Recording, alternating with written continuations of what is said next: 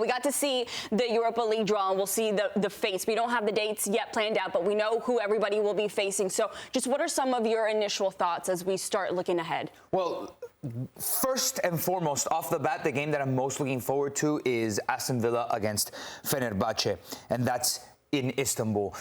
Obviously, no Jose Mourinho. That's a big one, and we'll get to that in a second. But John Duran, now playing for Fenerbahce, hasn't started his career in Istanbul in the best way. And Aston Villa, on the other side, they've got the manager that is the king of this competition. He reigns supreme in the Europa League. And for Aston Villa, they gave Conference League a go. They fell up short. They gave Champions League a go. They fell up short. Perhaps Europa League is their opportunity. Yeah, I'm going to jump on that with Nico, and 100% right. I think that's the game that stands out for me. When I look at Unai Emery and what he's done at Aston Villa and how he's progressively made them so good, back to Champions League football, Villa Park, Villa fans are so excited about that. Being restricted by PSR doesn't help, because then they can't compete with the likes of the Manchester United and Arsenal and their big global turnover. I think that this is the competition now that he will probably focus on. As he said, he's the guru of this competition, where he has to win it to say that this is it now. This is showing the progressions, the steps we've taken forward as a football club, bringing a European trophy home, while still being as competitive as he can in the Premier League. But I think that this is the competition that he's really going to aim to try and win, to show how far forward he has taken this club. I think Roma also has some quite interesting, tough fixtures as well. Yeah, Roma's both trips to Scotland are going to be incredible for the Scottish fans. Huge clubs, great atmospheres, and I'm excited to see Roma travel there. But I think Villa Park on those evenings against Fenerbahce, that's going to be the one that's going to be rocking. Let's go back to Nottingham Forest and their schedule, or at least we shouldn't say schedule, because we don't know the order of the games yet in the Europa League. But they have Porto at home, Betis away, Ferencváros at home, Braga away, and then let's say easier matchups in Midtjylland at home, Sturm Graz away, Malmö at home, and Utrecht away. What do you make of it? Tough. Tough is the bottom line. I mean, there's a romantic reunion, isn't there, with Malmö, 46 years on from that night in Munich when they won the Europa Cup. Sorry, Europa Cup. when they won what is now the Champions League. They won the European Cup. So there is a romanticism there. But, I mean, look, Porto's tough. Betis is tough. Any trip to Turkey is tough. Braga are no fools. So... You know, I've looked across all of the draws, and I don't think we'll say, Nico, when we look across these fixtures now, it's not as though you can say, yeah, they're going to stroll through. A couple of clubs might have it slightly easier. But these are difficult. These are difficult fixtures. And Nottingham Forest, you know, depending on how they're going, do they prioritise the league? They made a great start on the opening day, but we know all is not well in the camp. All is not well between the coach and the owners. Can that be repaired? You know, the Nottingham Forest of today, as we speak, could be a very different Nottingham Forest in a matter of weeks or maybe even days. We just don't know. And, you know, what they'll end up doing in this transfer window too. So hard to assess. But even if you assumed that all was well, those are difficult fixtures. A number of those are difficult fixtures. But Nottingham Forest back in European football, first time in 30-odd years. I mean, every game that they play, Nico, every home game is going to feel like a final. The City ground will be absolutely bouncing, absolutely buzzing. So they're going to enjoy it, and so they should too. You know, it's reward for a fantastic season last season. Whoever the coach is, whoever the players are, this is all about reward for last season, and they should enjoy it. They're not going there. They're going to want to go as far as they can in the competition, and, you know, come on, they got in there due to a legal technicality, but they won't care about any of that. And quite rightly, they're going to savour every last second of every single match. Speaking of those legal technicalities and Crystal Palace, I think of these two teams, right? And I wonder if they have the depth to compete on two fronts, because it's that classic case of a team that's not used to playing in Europe. They're trying to put eggs in each basket, and perhaps they're spread too thin, and their domestic campaign is in not a good shape come January. Yeah, Nico, you're right. Again, like I said just now, the Nottingham Forest we see now could be very different in 6 weeks. Their mindset could be completely different, as you said, in January when Premier League survival. Now, that seems ludicrous, bear in mind where they finished in the table last season to be talking about survival. But there's no right. Last season doesn't give you anything this season. And if there's unrest, if there is unhappiness, I guarantee you they will absolutely prioritise Premier League points over European games. There's no question of that, because ultimately it's worth more money to them. I know that may sound heartless, may sound non-romantic, but it's a fact. If the coach has to choose, if they've got a 3-game week, if he has to choose his best starting 11, he can't play the best starting 11 3 games in a row. It's not realistic. He's going to have to rotate and take into account the travel factor too, depending where those games are, home or away. Then Premier League will take priority. And have they got a big enough squad to do that? Have they got the personnel? And also, what about the mental adjustment when, Nigel, it's like when you're not used to playing midweek competition, European competition, when it's all new to you as well, it upsets the rhythm of everything, doesn't it? Yeah, it does. Playing on a Thursday night and then Sunday, the games and the times and how it changes. It's not the usual rhythm that you're used to for Saturday. So it does make a big difference. I agree with you, Jeff, as well. Nuno's not on great terms at the moment with the owner. He doesn't know about his future, and he's already said that he still needs another 3 bodies there. And Edu being the director of football for the whole organisation, him and Nuno don't see eye to eye. So everything can change in the expectations that I had for Nottingham Forest, because you don't know who the new manager might be. But leaving Nottingham Forest behind, Jeff, let's move on to Aston Villa.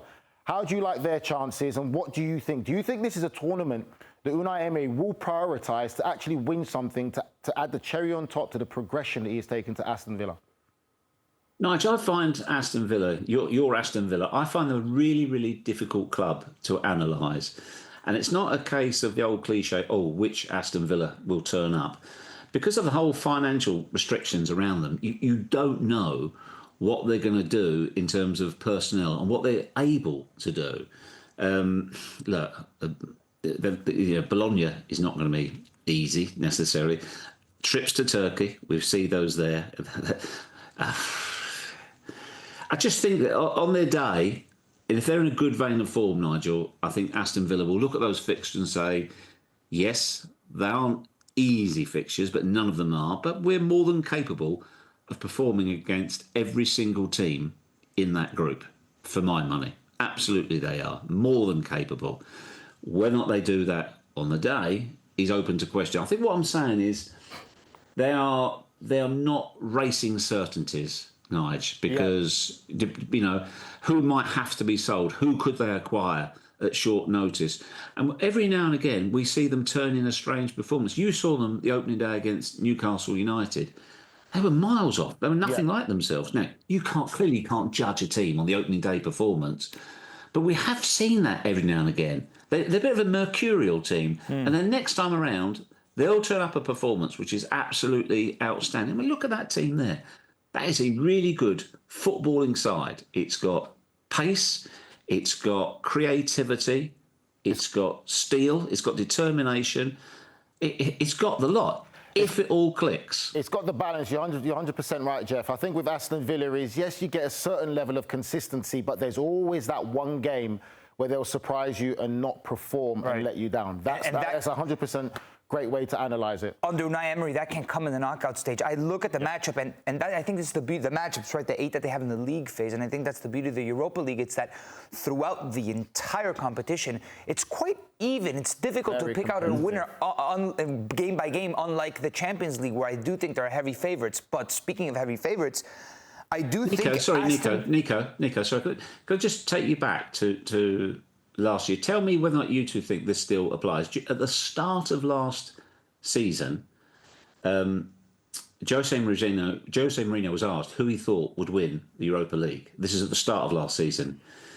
He said it will be a Premier League team, and don't be surprised if there's 2 Premier League teams in the final. Now, of course, he was spot on. Do you think the same applies this season?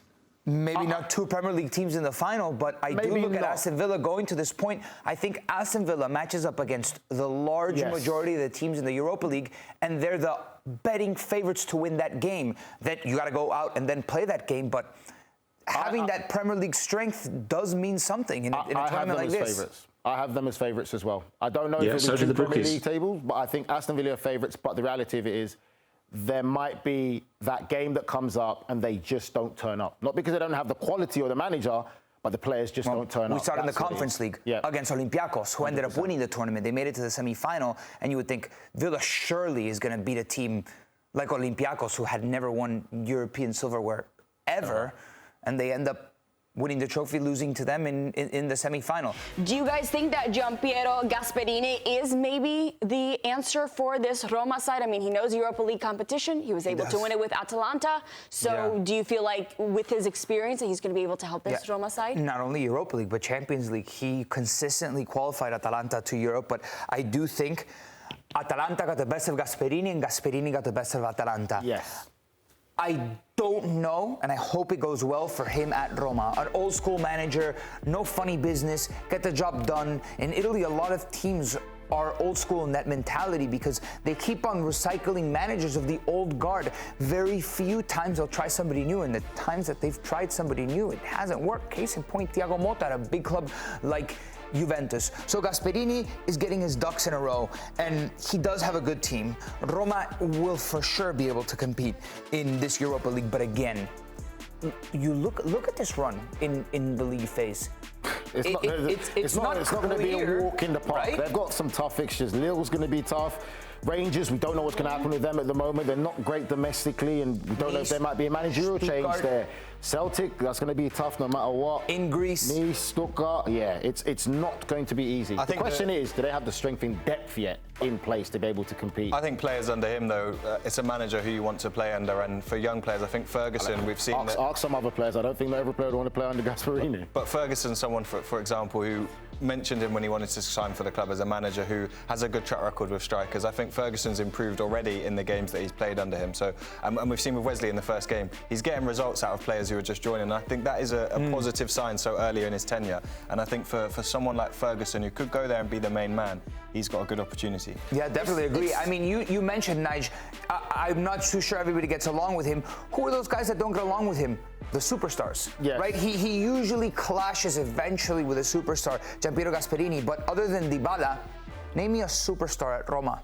No, there isn't. 100%. He's got, and this is what you talk about Ferguson. It's great that you bring him up because he's a young player. Whenever you go as a young player, you're going to listen to the managers. And that's why I'm very skeptical sometimes when managers get into positions and say, I only want young players and youth. You want young players and youth because you know young players and youth are not going to answer you back or question some of your tactics. When you have senior players, seasoned vets, they will call you out on when you're doing very silly stuff as a manager because they've got experience in the game. So for me, sometimes when you've got these young players there, they're easy to mould, easy to be impressionable. I just still question whether the squad is strong enough with Serie A and competing in Europe. Like we said, they've got some tough fixtures coming. There's still questions on Kone's future at Roma, where he might leave, and he's a big piece right now for this Roma side. I'm a big fan of Kone as a centre midfielder. I think, like Nico said, yes, Dybala's the only superstar there, but this is Roma. Right. They're a club that does scream out and need that superstar presence. If they have to bring 2 or 3 more bigger players, it could be a different conversation we're having. I think still too early to judge him. It's going to be interesting to see how they progress, but time will tell. I think it's an exciting time to be a Roma fan. I think the length, I know contracts don't mean much, but the length of contract he's got is a show that they are willing to give him the time to build that culture that we saw at Atalanta. And I think you mentioned there, no superstars, but has a real chance to build a team. If he can add a bit of quality into it, if the culture's there, he's got a good chance. Yeah, definitely, I agree. If I want to take a micro perspective for just this season, if you're Roma, you shoot for the moon, right? You go for the Europa League, you go for Serie A. But realistically, you look at a team like this, sure, it's not as deep as you'd like to be able to compete to the maximum in every competition. But just say they do go far in Europa League and they're battling week in, week out for Europa League. What's a realistic finish for a team like Roma in Serie A? Top 4 is too much, perhaps. Top 4 might be a bit too much. Get back in Europe. Top 6, top 7? If I said in his first season, Gasperini wins the Europa League, that's a great season. Let's say semi-final of Europa League, I think would still be impressive for a team like Roma, and maybe like a 5th, 6th place finish in Serie A. Yeah. I think that's a decent standard, a realistic standard for a team like Roma, and I would give him a thumbs up. Like, great first season, although it's trophyless. Who knows what happens in the Coppa Italia, but It's a great start to life at Roma, I think. I know I mentioned him a lot, but Evan Ferguson, I think you mentioned there's no stars. He's got the opportunity. Are you his agent or what? Yeah, I'm taking 10% of his fee. But I can't tell you the reputation that he has as a player, and I think if he might not be a star now, but under Gasperini, I could see him turning into one. Yeah, I mean, Matteo Bonetti said it best every time that he mentioned Gianpiero Gasperini, our analyst on Serie A, that it's like going to the Harvard of football. Gasperini has this trait where he can grab a player that's either been having poor seasons, one after the other, and he arrived at Atalanta and he remade him. Look at Sharp. But then that's also Atalanta where he had full control. That was his football club. Roma's a bit of a different kind of animal to Atalanta. I don't think he's going to have as full control at Roma as he did at Atalanta. You can do that. Now we're going to know a little bit more when you bring that club. About Gasperini, right, yes, at Atalanta, 100%. starting from the thesis that I think Gasperini got the most out of Atalanta, and Atalanta got the most out of Gasperini. Yes. He's been at big clubs before. I'm just trying to be positive. It didn't go well. We've had so much chat about say again, Evan Ferguson, say again. Evan, just checking it out. We're talking about managers getting sacked all over the place. I'm optimistic. We need some positive news. Yeah. All right. Well, for Roma, if they do want to continue on past the league phase, as we mentioned, they do need to get past the two Scottish teams, Celtic and Rangers, who failed to make it to Champions League after crashing out in the qualifying matches. For Rangers specifically, they're having a very tough time. Their manager, Russell Martin, he's only won 3 of his first 10 matches in charge.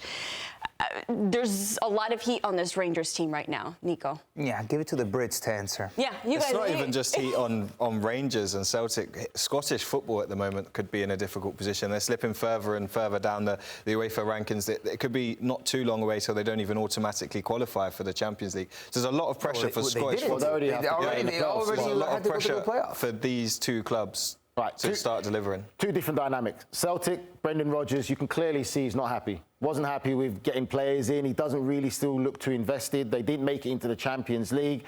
Some stuff there. Rangers is a different scenario. Russell Martin went there, and from when he first got there, the fans didn't seem to be too keen on the appointment. And he hasn't got to a great start. He's already made a lot of comments with some of the players there and resetting the culture. Rangers fans don't care. When you're managing Rangers or Celtic, there's an expectancy to win the league. They don't care what players you have. They expect to win the league. And right about now, this coming weekend, you have the derby. Yeah, This is the D-Day for him. If it's toxic already, if Russell Martin doesn't get a win in the derby this weekend, I will probably say there's no way being able to save him. Some people would argue to say maybe it's a bit too early, it's a bit naive. Give him at least 10 games. Like, let's see how he does. But it's already such a terrible start right now. Arguing with players, criticising players, saying players' attitudes are not right, but your job as a manager is to fix that. I think, unfortunately, even the derby doesn't save Russell Martin. I think if he gets to win the derby, I think he might buy himself some time and be able to get a bit more results. But if he doesn't, it's hard to see a future. I mean, look at Igmane in the back there. There was an incident there where he apparently asked Igmane to come on, and he refused to because maybe there might be bids for him to leave the football club. It's hard to go as a manager to a football club when the fans already do not really seem to want you there. They're not aroused to you coming to their football club. You're already fighting a losing battle. And this isn't just any ordinary club. This is Rangers Football Club. Yeah. Like, this is a big football club in the fan base that it's a difficult mountain to climb. And he's going there and trying to implement a whole new style. Rangers have been very pragmatic over last year. He's so progressive. They were going from a low block to a high line. There's so much about him and the change he's trying to make at Rangers that if results weren't going to come, the pressure was going to follow up quickly. And I don't even think, make no mistake about it, Celtic are under pressure, Rangers are under pressure, but I don't even think a win in the derby saves Russell Martin. Notice Nico doesn't say anything because it's English football. No, and I'll say one more thing about the coefficient, which is very concerning for Scottish football. Last season, Cyprus had a better finish than Scottish football. That should be alarm bells all around.